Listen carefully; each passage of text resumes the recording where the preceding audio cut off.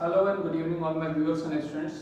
तो आज मैं फिर एक बहुत इंपॉर्टेंट टॉपिक लेके आप लोग के सामने हाजिर हूँ यहाँ पर। और मुझे लगता है जो स्टूडेंट्स पीजीटी या जीआईसी के फॉर्म भर के उनके कॉम्पिटिशन्स की तैयारी कर रहे हैं उन सभी के लिए आज का लेक्चर और आज की क्लास बहुत इंपॉर्टेंट होने वाली है, क्योंकि आज जो टॉपिक मैं पढ़ा रहा हूँ टेक्सोनॉमिकली बहुत इंपॉर्टेंट है।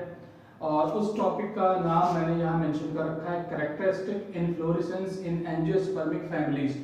यानी कौन सा इन्फ्लोरेसेंस किस एंजियोस्पर्मिक फैमिलीज का कैरेक्टरिस्टिक फीचर माना जाता है। और टोटल इन्फ्लोरेसेंस को एक बहुत शॉर्ट समरी के तौर पर मैं आपके सामने लेके आया हूँ। बुक्स में अगर आप देखेंगे तो एमपी कौशिक की बुक है और जेएल जैन की बुक है, सिंह पारेन जैन की बुक है। उन सभी के अंदर इन्फ्लोरेसेंस के जो स्ट्रक्चर्स दिए हुए हैं और वो डिटेल जो दी गई है, बेंद्रेन कुमार की बुक है, वो भी बहुत अच्छी बुक है। उसमें भी टाइप्स ऑफ इन्फ्लोरेसेंस को बहुत ही लंबा चौड़ा डिस्क्रिप्शन दिया गया है। बट मैंने उन सभी को देखते हुए आपके लिए बहुत शॉर्ट समरी तैयार करी है। अगर आप इस टेबल की फॉर्म में वो सारे इन्फ्लोरेसेंस को आप याद कर लेंगे तो आगे आने वाले कॉम्पिटिशन्स में आपको बहुत ये चार्ट और बहुत ये टेबल हेल्प करने वाली है। तो जो लोग मेरे इस चैनल को देख रहे हैं उन सभी से मैंने पहले भी कहा है कि आप लोग एक कॉपी और पेन लेकर बैठे। और मैंने ये जो पिक्चर्स यहाँ बोर्ड पे दिखाई है वो आपको वीडियो में भी ऐड कर दी है, तो इससे आप लोग अपने पास ड्रा कर सकते हैं इसको। और इसको समझने के लिए सबसे पहले हमें समझना पड़ेगा कि what is the definition of inflorescence. Inflorescence basically है क्या चीज। देखिए, अलग अलग बुक्स में अलग अलग तरह से डिफाइन किया जा सकता है, अलग अलग टेक्सोनॉमी से इसको अलग अलग तरह से डिफाइन करते भी हैं। मैं इसको ऐसे डिफाइन करता हूं कि अरेंजमेंट ऑफ द फ्लावर्स, फूलों का arrangement of flowers on the floral axis, यानी मेन एक्सिस के ऊपर फूल किस तरह से अरेंज है, इस अरेंजमेंट को मैं इन्फ्लोरेसेंस बोलता हूं। या बंच ऑफ फ्लावर्स और cluster of flowers on the main axis, या फ्लोरल एक्सिस पर किस तरीके से सारे फ्लावर्स अरेंज हैं या पाए जा रहे हैं ग्रुप में, है ना। उस अरेंजमेंट के लिए भी टर्म इन्फ्लोरेसेंस यूज किया जाता है। तो सबसे पहले देखिए स्टार्ट करते हैं डेफिनेशन से। Arrangement of flowers on the floral axis, एक डेफिनेशन ये है शॉर्ट में। दूसरी बहुत शॉर्ट में डेफिनेशन ये, cluster of flowers is called inflorescence. There are two major groups. मैंने और सारी बुक्स के अंदर दो मेजर ग्रुप्स को स्टडी किया जाता है, जिसमें पहला जो मेजर ग्रुप है that is racemose inflorescence and the other is cymose inflorescence. इन दोनों में डिफरेंस क्या है, बहुत शॉर्ट में बताता हूं आपको कि डिफरेंस क्या है। सपोज दैट इस पेन को मैं मान लूं कि एक फ्लोरल एक्सिस है, यानी मेन एक्सिस है ये। अगर इसके टिप के ऊपर फ्लावर नहीं है, याद रखिएगा, टिप यानी एपेक्स या मेन एक्सिस की टिप पर अगर फ्लावर नहीं है, then this type of inflorescence comes under racemose type. इस ग्रुप में सारे इन्फ्लोरेसेंस को रखा जाएगा जिसके टिप के ऊपर या मेन एक्सिस के ऊपर फ्लावर नहीं होगा। अगर फ्लावर नहीं होगा तो इसकी पहचान क्या होगी, मेन एक्सिस की जो ग्रोथ होती है वो कॉन्टिन्यूअस होती है। लोग कहते हैं अनलिमिटेड ग्रोथ होती है मेन एक्सिस की या फ्लोरल एक्सिस की। कौन से इन्फ्लोरेसेंस में, कौन से ग्रुप में, रेसिमोस इन्फ्लोरेसेंस का जो ग्रुप है इसकी पहचान यही है कि मेन एक्सिस की टिप पर फ्लावर मौजूद नहीं होगा। इस वजह से ये इन्फ्लोरेसेंस का जो मेन एक्सिस है वो इलोंगेट करता चला जाएगा। इसके कई और भी टाइप्स हैं। रेसिमोस ग्रुप में बहुत से और भी सब ग्रुप्स इंक्लूड हैं। बेइंतहा बड़ा टॉपिक है, काफी डिटेल में दिया गया है। मैंने रेसिमोस ग्रुप ऑफ इन्फ्लोरेसेंस के अंदर 7 अलग अलग इन्फ्लोरेसेंस को इंक्लूड किया है या टेबल की फॉर्म में, जो कि अलग अलग कॉम्पिटिशन में पूछे जाते हैं।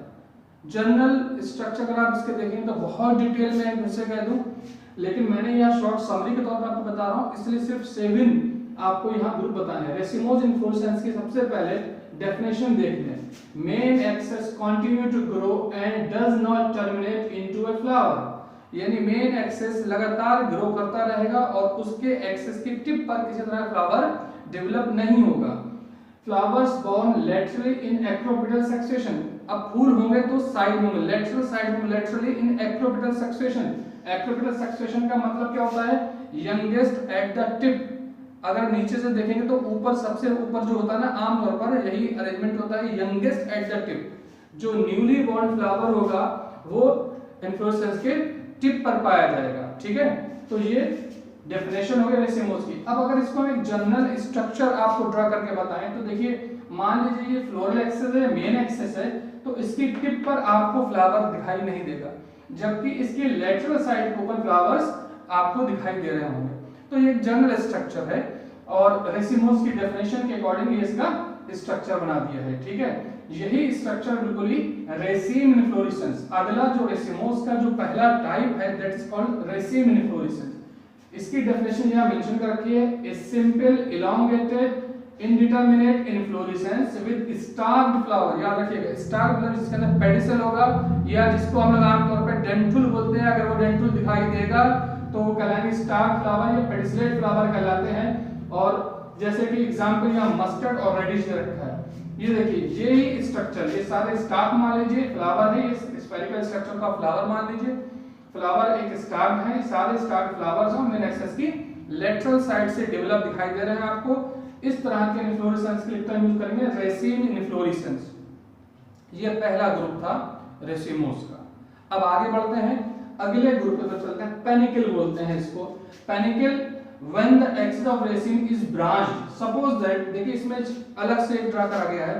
अगर पेनिकल इन्फ्लोरेसेंस को देखा जाए तो उसमें क्या कहा गया कि जब रेसिम इन्फ्लोरेसेंस के अंदर ब्रांचेस शुरू हो जाती हैं, then this type of inflorescence is referred as panicle inflorescence and Goldmohr is the most common example of this type of inflorescence। यहाँ आपको ड्रा किया गया है, मैंने मेंशन भी कर दिया है कि A वाला डायग्राम ये है, B इसका हो गया, पेनिकल इन्फ्लोरेसेंस है, यही बहुत इंपॉर्टेंट इन्फ्लोरेसेंस। अगला बढ़ते हैं स्पाइक इन्फ्लोरेसेंस। ये इन्फ्लोरेसेंस जो होता है बहुत कॉमन एग्जांपल है।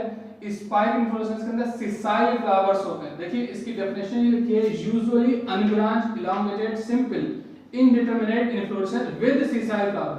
अगर इस स्ट्रक्चर को हम अलग कर दें तो ये देखिए खाली सिसाइल फ्लावर्स हैं जो डायरेक्टली, सिसाइल फ्लावर समझते हैं ना, बिना स्टॉक वाला या बिना जो होता है ना पेडिसल के, डायरेक्टली मेन एक्सिस या उसके लेटरल ब्रांच से डायरेक्ट निकला होगा, तो इस तरह के फ्लावर के लिए सिसाइल फ्लावर टर्म यूज करेंगे। सिसाइल जो टर्म है किसी भी विदाउट स्टॉक वाली चीज के लिए यूज करते हैं। जैसे कि मैंने आपको, अगर आपको याद हो तो लीफ वाले स्ट्रक्चर में बताया था कि पेटियोलेट लीफ और सिसाइल लीफ, ऐसे ही पेडिसलेट फ्लावर और सिसाइल फ्लावर। पेडिसलेट फ्लावर वो होते हैं जिनके अंदर स्टॉक पाया जाता है। डिटेल में मैं आपको जब फ्लावर वाला टॉपिक पढ़ाऊंगा बहुत जल्द तो उसमें इंशाल्लाह जरूर बताऊंगा। फिलहाल सिसाइल फ्लावर्स अगर पाए जा रहे हैं तो वो स्पेकुलेट इन्फ्लोरेसेंस होगा। ठीक है, अगला बढ़ते हैं स्पेडिक्स इन्फ्लोरेसेंस कहा जाता है। स्पेडिक्स आपने देखा होगा जैसे मेज, ऐसा इन्फ्लोरेसेंस जिसके अंदर पूरा इन्फ्लोरेसेंस एक शीट से कवर्ड रहता है। दिस अगर ये कवर्ड है तो स्पेडिक्स इन्फ्लोरेसेंस होगा। लिखिए यहाँ पे लिखा हुआ है, मैंने मेंशन कर रखा, आप भी नोट करते रहिएगा। ए थिक और fleshy spike surrounded by spathe और शीट। एग्जांपल जो मोस्ट कॉमन एग्जांपल है कॉर्न या मेज जिसे कहा जाता है, मक्का, वो इसका बेस्ट एग्जांपल माना जाता है। अगले ग्रुप में बढ़ते हैं रेसिमोस का। अगला जो ग्रुप है, 6 ग्रुप है, वो मैंने जो मेंशन किया वो अम्बल इन्फ्लोरेसेंस है। अम्बल जो टर्म लिया गया है वो अम्ब्रेला से ड्राइव किया गया है। जिस तरीके से अम्ब्रेला के अंदर सेम स्टॉक से, यानी एक बेस स्टॉक होता है मेन एक्सिस और उसके लगभग इक्वल लेंथ की रिब्स निकली होती हैं, वो ऊपर से अलग अलग होती हैं। इस तरह का इन्फ्लोरेसेंस को कहा जाता है अम्बल इन्फ्लोरेसेंस। अगर एग्जांपल के तौर पे कहा जाए आपसे तो अम्बेलिफेरी फैमिली, जिसका अब नाम एपीएसी भी बोला जाता है, तो अम्बेलिफेरी के अंदर अम्बल इन्फ्लोरेसेंस होता है जो बहुत इंपॉर्टेंट होता है और उसका कैरेक्टरिस्टिक फीचर भी है। कोरिएंड्रम सटाइवम, धनिया इसको कहते हैं, उसके अंदर भी यही इन्फ्लोरेसेंस होता है, इसी फैमिली से बिलोंग करता है। इट मींस कि अम्बल inflorescence is the characteristic feature of Umbelliferae family. ठीक है, look at here, usually all stock flowers of more और लेस इक्वल लेंथ, लगभग छोटे बड़े हो सकते हैं लेकिन ऑलमोस्ट इक्वल लेंथ के होंगे, arise from the same point या मेन एक्सिस। अगर एक ही जगह से निकल रहे हैं सारे स्टार फ्लावर्स, ठीक है, तो इस तरह के इन्फ्लोरेसेंस के लिए टर्म यूज किया जाता है अम्बेल इन्फ्लोरेसेंस यूज किया जाता है और this is a characteristic feature of Umbelliferae family. Now it is also known as Apiaceae family. ठीक है, अब अगला रेसिमोस इन्फ्लोरेसेंस का जो ग्रुप है, लास्ट ग्रुप जो मेरे अकॉर्डिंग मैंने लास्ट मेंशन करा है, दैट इज कैपिटुलम इन्फ्लोरेसेंस। ये भी बच्चों बहुत important inflorescence and this is the characteristic feature of Compositae family. आपने देखा होगा बहुत से फ्लावर्स ऐसे होते हैं जिनका बीच वाला जो हिस्सा होता है, जिसको हम लोग आमतौर पे हेड बोलते हैं, वो थोड़ा सा आउटवर्ड डायरेक्शन में बाहर को निकला होता है, ठीक है। अगर कोई भी इन्फ्लोरेसेंस या आपको फ्लावर ऐसा दिख रहा है जिसका हेड जो है थोड़ा सा आउटवर्ड डायरेक्शन में बाहर को प्रोजेक्टेड है, बाहर को निकला हुआ है, then this type of inflorescence is referred as capitulum inflorescence। ऐसे इन्फ्लोरेसेंस को कैपिटुलम इन्फ्लोरेसेंस बोलते हैं। इसका मोस्ट कॉमन एग्जांपल जो है सनफ्लावर कहा जाता है। आप बहुत सी कंपोजिटी के तो कैरेक्टरिस्टिक फीचर है, कंपोजिटी के अंदर सारे फ्लावर्स ऐसे ही होंगे। तो देखिए यहाँ पर डिफाइन किया गया है a dense inflorescence comprising an aggregation of usually sessile flowers arranged in a convex receptacle। convex receptacle होगा, जैसे मैंने बताया ना, थोड़ा सा बाहर को प्रोजेक्टेड होगा।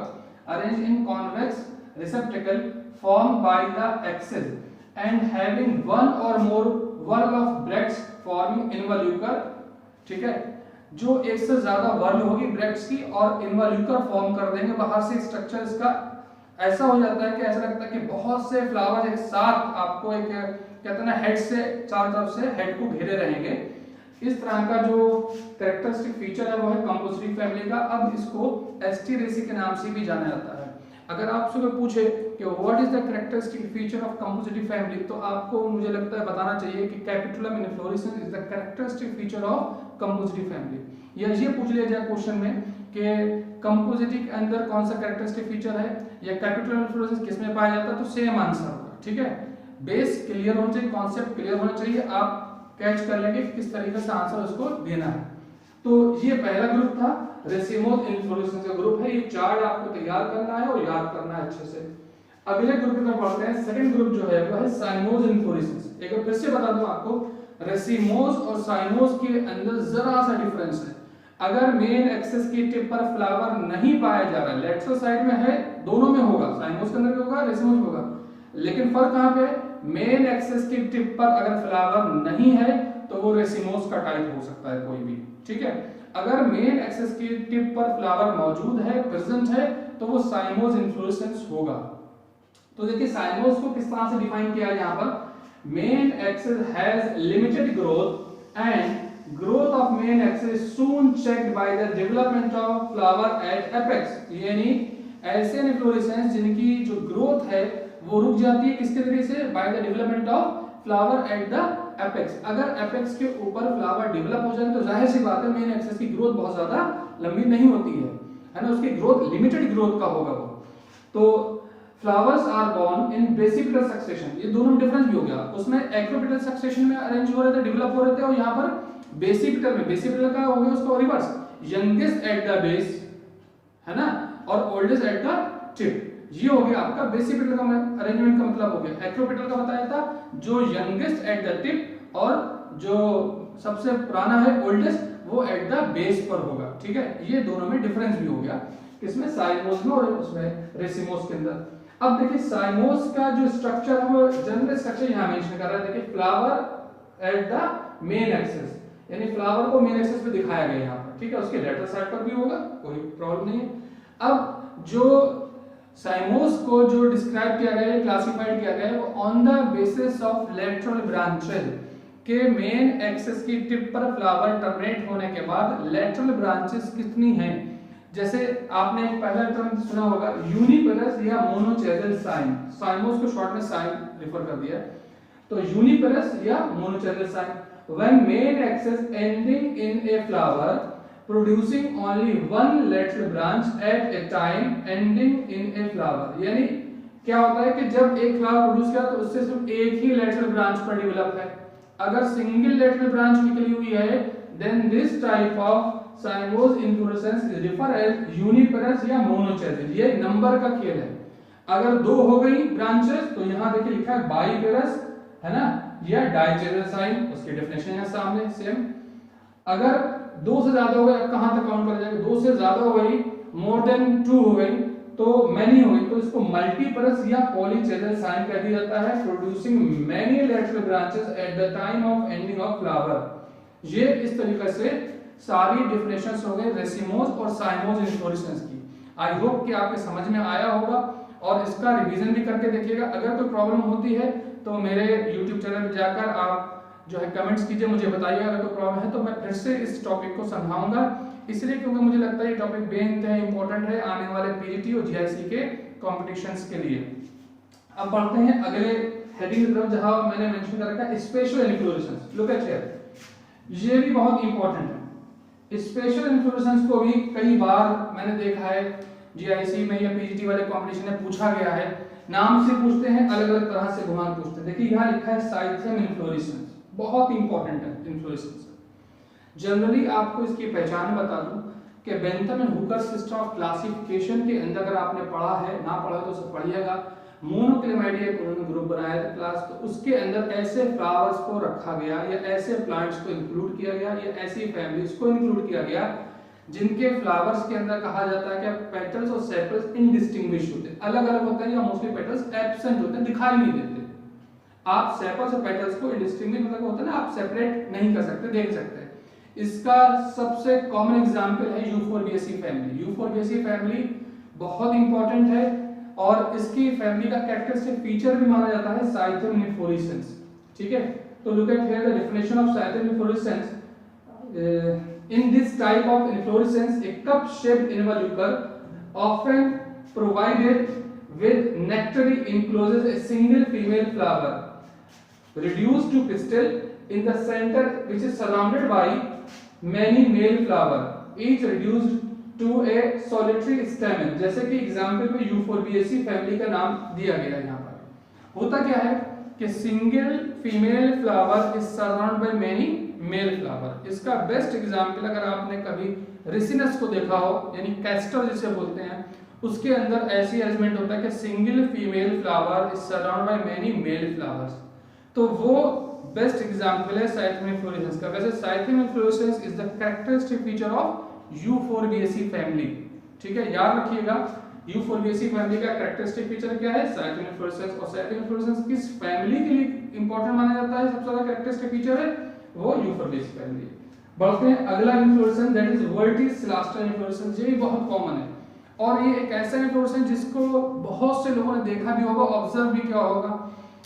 तुलसी एक ऐसा प्लांट है जो हम सब लोगों के घरों में अक्सर लगा होता है, बहुत इंपॉर्टेंट मेडिसिनल प्लांट भी माना जाता है और ये होली बेसिल मानी जाती है, घरों में लगी होती है। अगर आपने इसका जो इन्फ्लोरेसेंस स्ट्रक्चर देखा होगा तो उसके अंदर पूरा इन्फ्लोरेसेंस या फ्लोरल एक्सेस जो है वो नोड्स और इंटरनोड्स में डिफरेंशिएट होते हैं। हर एक नोड के ऊपर मोस्टली सिसाइल फ्लावर्स है ना, या कहा जाता है सब सिसाइल फ्लावर्स अरेंज रहते हैं। ऐसे इन्फ्लोरेसेंस के लिए टर्म यूज किया जाता है वर्टिसिलास्टर इन्फ्लोरेसेंस। आपको फिर बता दूं, verticillaster inflorescence is the characteristic feature of Lamiaceae family और you can say Labiatae family. अब इसको अगर जनरली कहा जाए तो मिंट फैमिली भी कहते हैं। तो आपको अगर कहा जाए कि वर्टिसिलास्टर इन्फ्लोरेसेंस क्या होता है, तो here is the definition of verticillaster inflorescence. It consist of a series of nodes. It consist of series of nodes. बहुत मैंने बताया ना आपको कि पूरे फ्लोरल एक्सिस के ऊपर बहुत सी नोड्स होंगी और हर एक नोड के ऊपर ऑलमोस्ट सिसाइल फ्लावर्स प्रेजेंट होंगे। ठीक है, तो फिर से देखते हैं इसको। It consist of series of nodes and at each node there is a condensed dichasal sign with almost sessile flowers। ठीक है, बात समझ आई ना। जो मैंने आपसे कहा कि हर एक नोड पर लगभग almost with almost sessile flowers present होंगे। ये लैमिएटी फैमिली के लिए या लैमिएसी फैमिली के लिए या मिंट फैमिली के लिए उसका कैरेक्टरिस्टिक फीचर माना जाता है वर्टिसिलास्टर इन्फ्लोरेसेंस, जैसे कि तुलसी के अंदर होता है ऑसिमम जिसे कहा जाता है साइंटिफिकली। Last हाइपेंथोडियन inflorescence. बहुत से आपने देखा होगा ऐसे फ्रूट्स होते हैं जिनके अंदर बहुत से सेंट्रल पार्ट में बीज वगैरह पाए जाते हैं, जैसे फिग वगैरह है, पीपल है। हाइपेंथोडियन इन्फ्लोरेसेंस को भी इस तरह डिफाइन करते हैं कि कप शेप स्ट्रक्चर होता है जिसके सेंटर में बहुत से पार्ट्स प्रेजेंट होते हैं। तो look at the definition of hypanthodium, a fleshy receptacle form a cup like cavity, form a cup like cavity with an apical opening guarded by scales and bearing flowers on the inner wall of the cavity। जो मैंने आपको बताया inner wall जो होगी cavity की उसके ऊपर flowers present होते हैं। एग्जांपल पीपल और फिग दिया हुआ है यहाँ पर। ये इन्फ्लोरेसेंस है सारे। एंजियोस्पर्म के अंदर इन्फ्लोरेसेंस के सारे टाइप्स हैं। उम्मीद है कि आप लोगों को ये टॉपिक अच्छा लगेगा, आप पढ़ेंगे तो कंफ्यूजन भी दूर होगा। आपको सबसे पहले ये मालूम करना है कि इन्फ्लोरेसेंस के अंदर डिफरेंस क्या है, रेसिमोज और साइमोज क्या है। बहुत शॉर्ट है, मैंने आपको बताया है, डिटेल में नहीं लिखा है यहाँ पर। और आगे भी अगला जो क्लास लूंगा इसको फिर से एक चार्ट के फॉर्म में आपको बताऊंगा, रेसिमोज के एग्जाम्पल बता दूंगा, साइमोज के एग्जाम्पल बता दूंगा, किस फैमिली में कौन सा इन्फ्लोरेसेंस पाया जाता है ये बता दूंगा। तब तक आप लोग ये टॉपिक तैयार कीजिए, पढ़िए मेहनत से। Till then goodbye and good luck.